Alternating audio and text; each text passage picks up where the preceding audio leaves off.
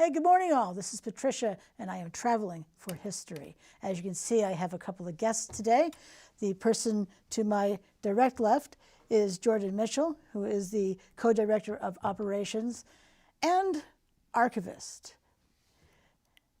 The person to my far left is Chris Lavalette, who is the associate archivist and also the content/cable channel curator.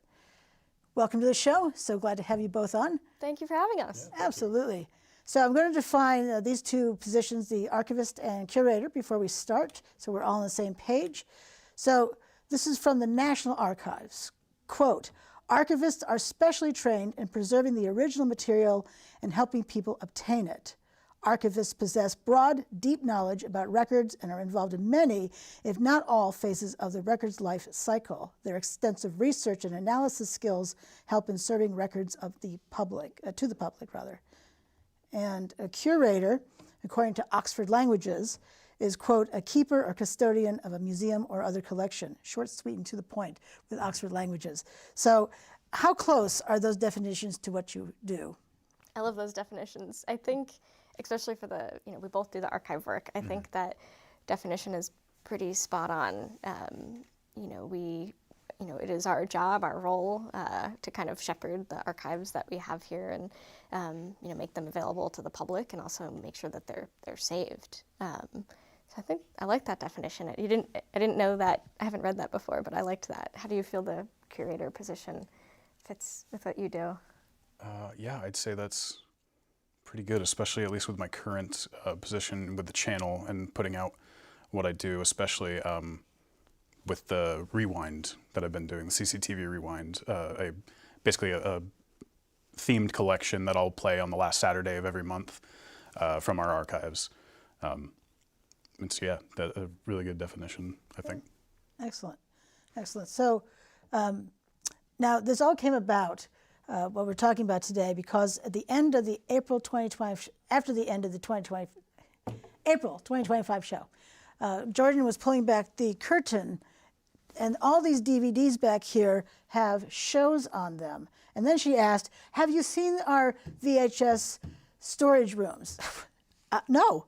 So she showed me them, and we talked at length about preservation, because the title of today's show is Why Preservation is Important. It's not a question, it's a fact. So let's talk about what it takes to save these things. These DVDs hold how many shows each? Yeah, so our collection, we estimate, is about 40,000 programs, so individual programs, such as the program we're on today. And we have about 11,000 tapes and DVDs, kind of split equally. It's about 5,000 or so tapes, 5,000 or so DVDs. There's also some DV cams thrown in there. So we have a vast collection. We'd been making tapes in the 80s and 90s and early 2000s, and then there was a switch to DVDs when those became more popular. So in the late 2000s and 2010s, well, not us, but Nat, the founding archivist, was making DVDs at the time and made them until pretty recently, about like 2015, 2017, we had been storing our archives on these physical media. And fortunately, we've stopped doing that because now everything is born digital. So, our files no longer have to be stored, in the physical space. We instead have it all digital. But yeah, so we have these DVDs that you see behind us here, and then we have 2 closets filled with VHS tapes and DVDs that members of the public can come check out at any time. And then we have our digital storage, which we actually share over at the Media Factory in the South End, the other public access station in Burlington. We share server space with them, but we actually just expanded. We had 40,000 terabytes of storage, and we've just expanded it to 80,000. Not 80, goodness no. 40 terabytes to 80 terabytes. Wow, that would be a lot. 40 to 80 terabytes feels like thousands sometimes. But yeah, so everything now is digital, and our main focus is the digital storage. But Chris and I, our role is to continue to digitize this stuff behind us as members of the public, ask for it. We kind of prioritize it that way, or just, we go through the shelves and digitize as we are able. But yeah, we have a vast collection, 40,000 programs, And then we continue to make programs, of course, about 120 programs a month. Wow. Town Meeting TV continues to produce. So, and that becomes a part of the archives as well. This will become a part of the archives. So it continues to expand. But yeah, that's a little bit about our collection. Anything you want to add? Maybe some of the content? Because you see more of the content than I do. Yeah, I mean, we get all sorts of stuff. We, of course, covering the municipal meetings for our coverage area in Chittenden County. All sorts of different events, like Pride events. Got one literally tomorrow. Different rallies, protests, all the time.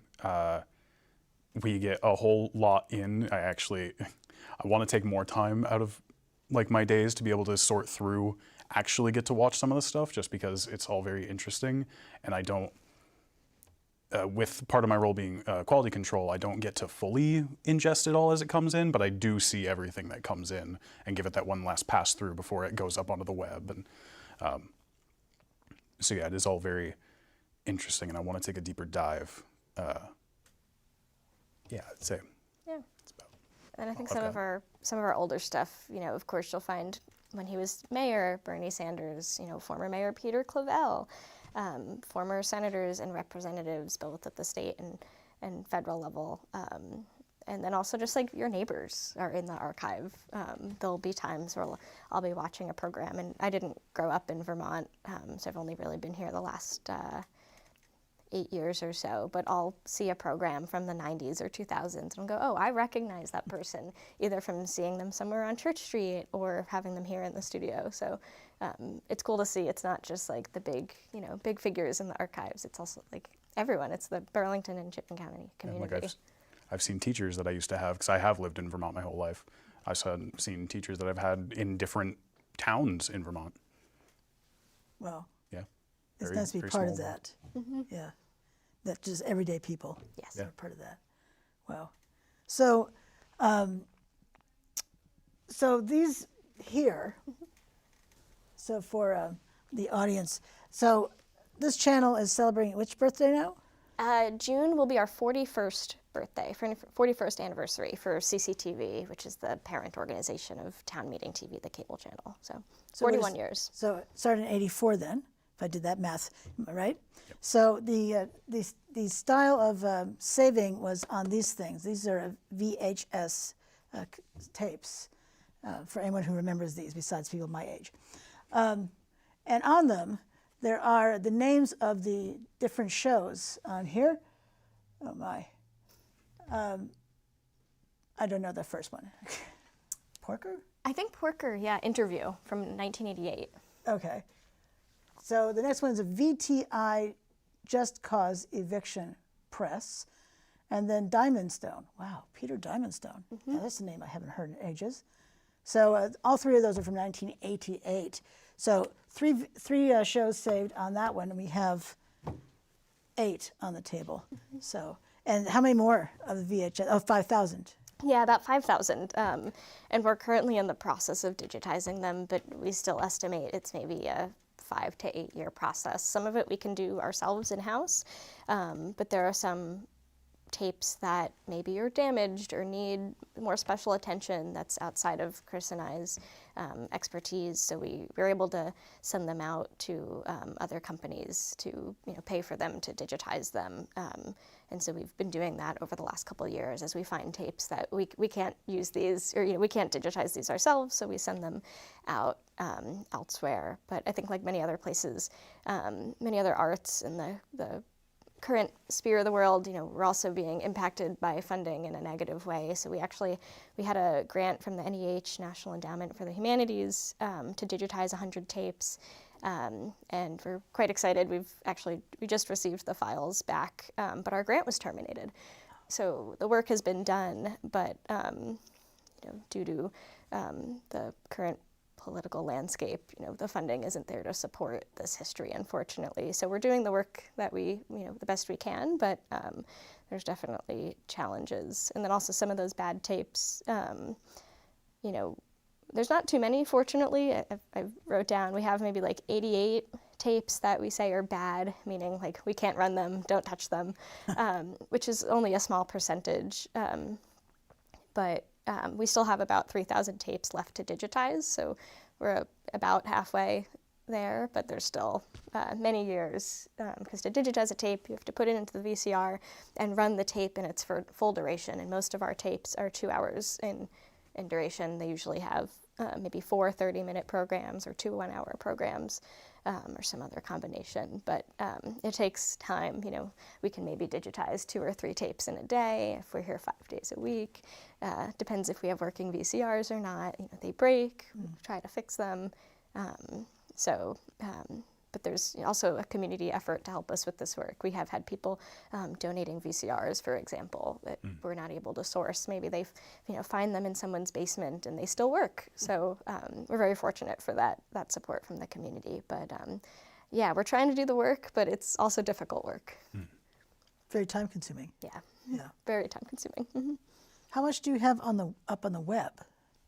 Yeah, I think you'd agree, a smaller percentage is on the web. Definitely. Our main focus right now and over the next couple of years is just digitizing it, the content, because especially the tapes deteriorate or maybe get moldy, and some of them are 41 years old, 40 years old, 35 years old. So I've had to move ahead in where we are, like chronologically for tapes, just due to that. Some of the tapes are making much more concerning sounds on the machine. I don't want to keep running them for risk of breaking them, because if there's a potential for getting them fixed or something in the future, want to save them for that. Yeah, we are finding our older tapes are kind of getting stuck in the machine. But we're trying. What was your question? You had a question. Maybe not. I've lost my train of thought. But how many tapes or how much time? It's time consuming. Yeah, it's time consuming. Yeah. And even if they run smoothly, it still takes quite a bit of time. So we try. On top of we both have other jobs within the organization. I think the archiving piece is part-time for both of us. While I manage operations of Town Meeting TV, and Chris manages our current content on Town Meeting TV. So yeah, we do the work when we can. Wow. So any volunteers who would be able to do that? Any volunteers who come in to do that as well? Yeah, absolutely. And actually we can talk about how we both got into our current roles, but you had asked how many programs are on the web. That's it. A smaller percentage, because our main focus is digitization, just to save them and then have them in our server. And then it's kind of a second step. So like if one of these tapes has 4 programs on it, to put it on the website. It's like if you were to go to our website, you would see a program entry for every program that we've recorded, but there's no video attached because the video is not yet there. So it's kind of like a second step of, okay, we have the digitized file, but now we need to cut out that exact program and link it to the web. So that's more of, as a community has the request. So if anyone in the community sees something on our website that they would like, that they don't see but they would like to access to, they can email us at archive@cctv.org. And we'll put it up there. But yeah, not as much. All of our current content, of course, is on the website. That's there, in a couple business days. But the older stuff is much fewer. But it's digitized, just not yet linked to the website. But volunteers, yes. We are, I think, always looking for volunteers. If people are interested in history, part of what we're still working on is like the metadata, or like the information attached to the video on our website. So if we were to watch some of these programs, our website might just say interview with Peter Clavell, former Mayor Peter Clavell. But what was that interview? Were there other people in the interview? What are maybe some like keywords you would think of with that? So one area we're looking for volunteers is watching the programs and helping us decide like what a description would be, or if there's tags and keywords. And also with the digitization process, we're hoping in the next couple of months to have a station that the community can come in and digitize as well. Wow. So we'll see, we need working equipment, of course, to be able to do that, but that's a goal, to be able to have the community bring in their tapes and have them become a part of our archives, or help us digitize our own content. Wow. That sounds amazing.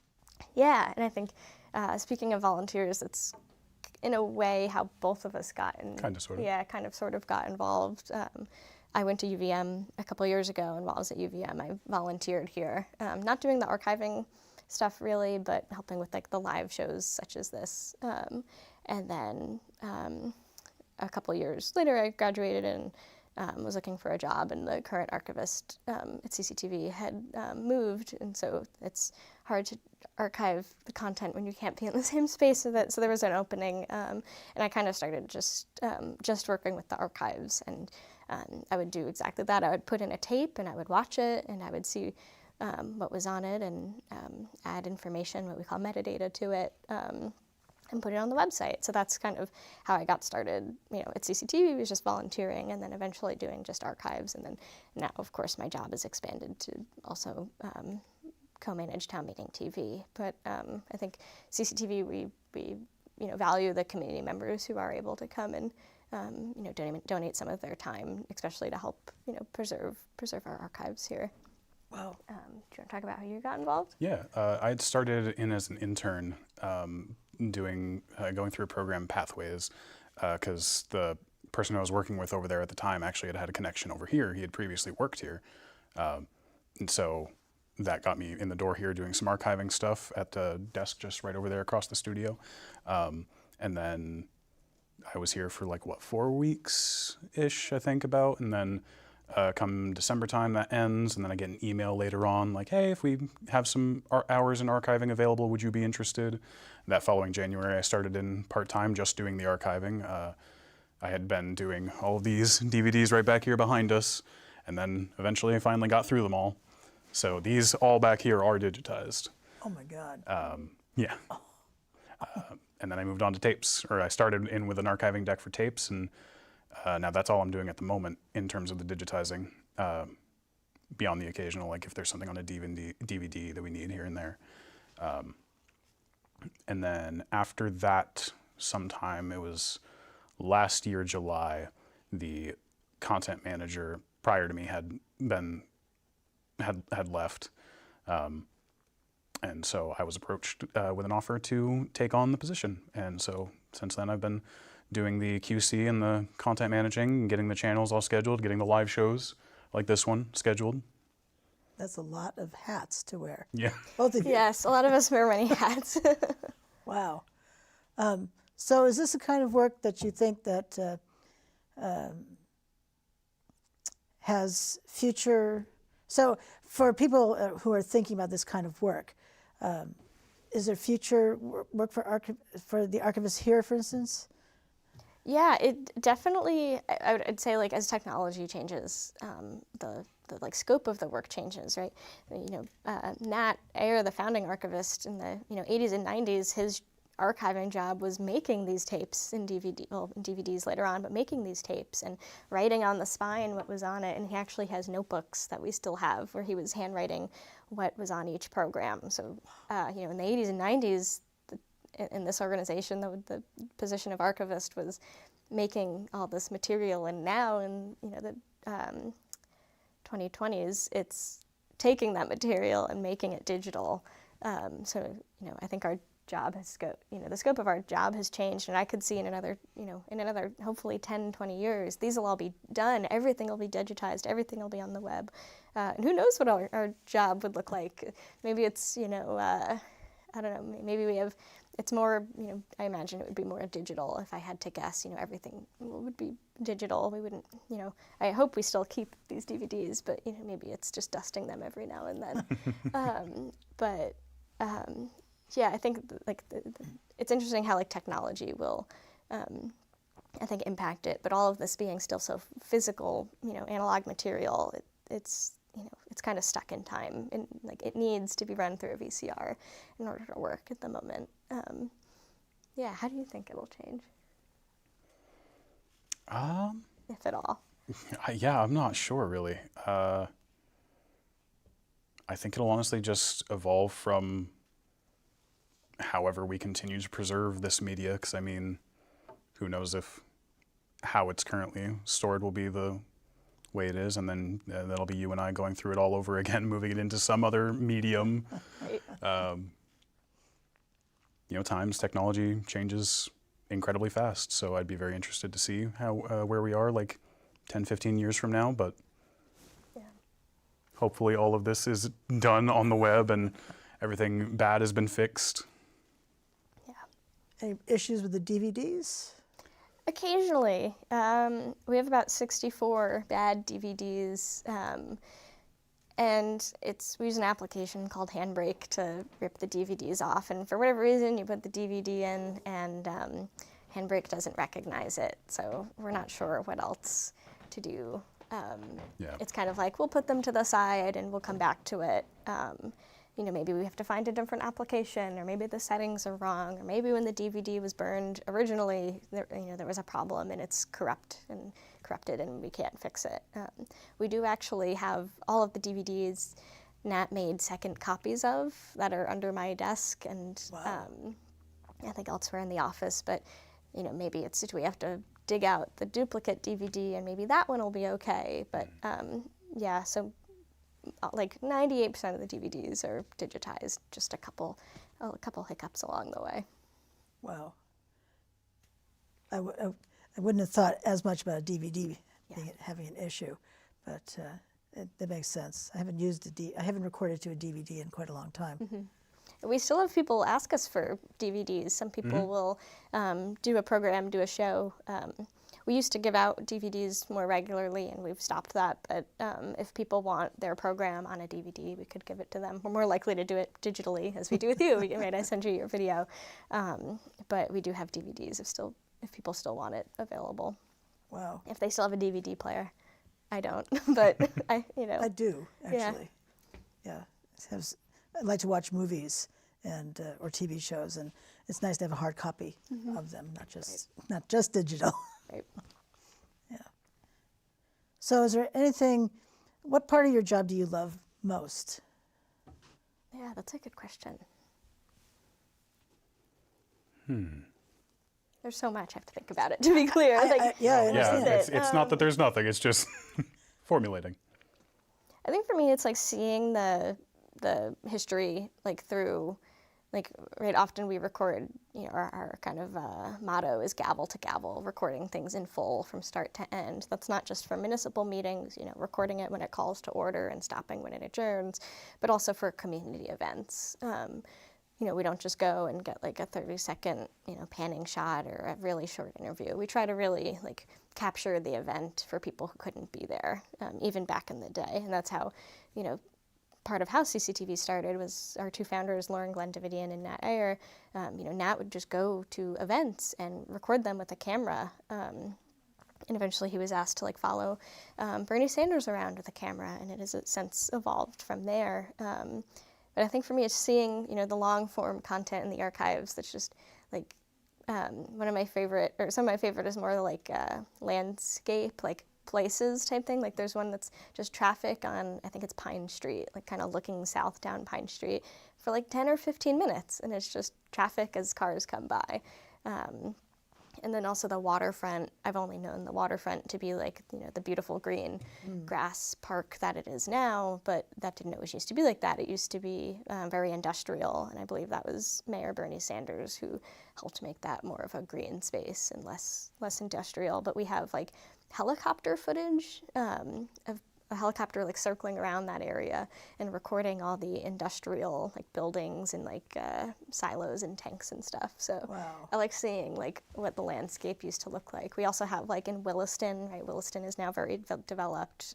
There's Walmart and the movie theater and all those big stores right off of the interstate, right off of 89. And that used to all just be farmland. And we do have areas of Williston just recorded on the street or the road, and it was just land. So I like seeing that stuff. I think is how development has changed over time, and also just what did Pine Street used to look like. Or we have footage outside our office building here at in the Old North End, so seeing what the Old North End used to look like. So I think that's my favorite part of the job is seeing history through the archives. I think in the same vein very much, I love, for me it's a lot more the little things, seeing people that I recognize, or having, those moments when I've got a tape in the VHS player, everyone sees what's up and starts crowding around to come and look at the, for example, there was one cool thing, and bringing up Pine Street, Nat had done a tour with somebody in his Twike, which is this very compact little three-wheeled vehicle that is like pedal powered, and it was just ripping down Pine Street. This was, I don't know from how many years ago, but it's just seeing the interesting things that the community has done together, and where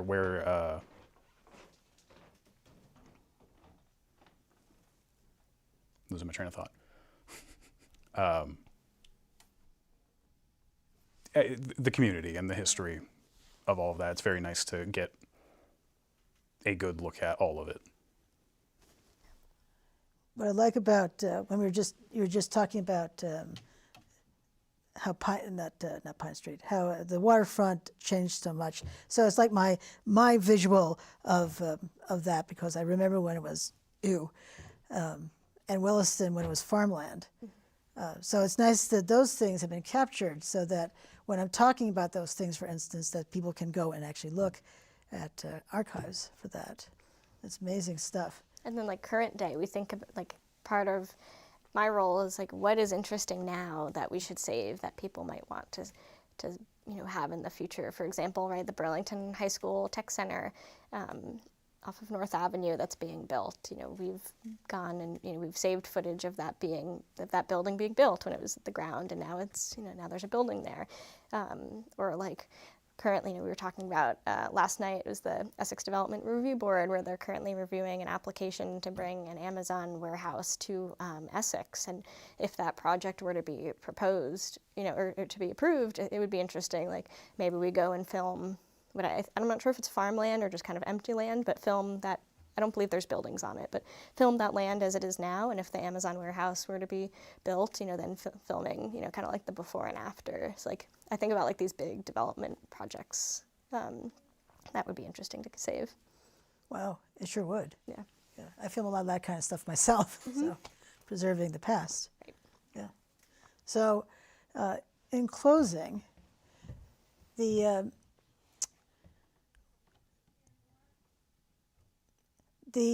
since the title of the show is why preservation is important, in a sentence or two, what would you say about this, and why it's important to preserve all these meetings?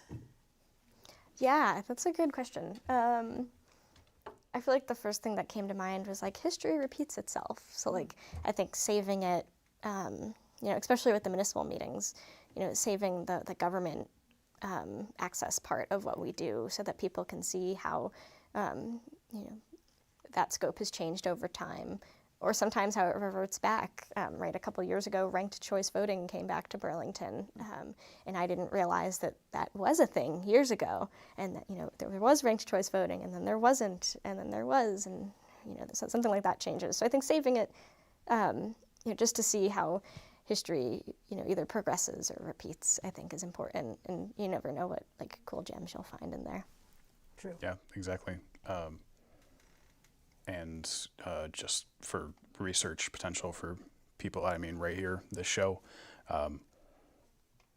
just preserving it so that everyone can always look back on all of this history completely uncut and get all of the context.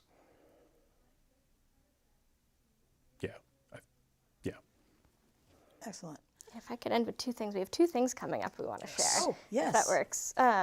First, you mentioned earlier, it's CCTV's birthday next month, and it'll be our 41st anniversary celebration on Thursday, June 12th from 4 to 7 p.m. You're invited.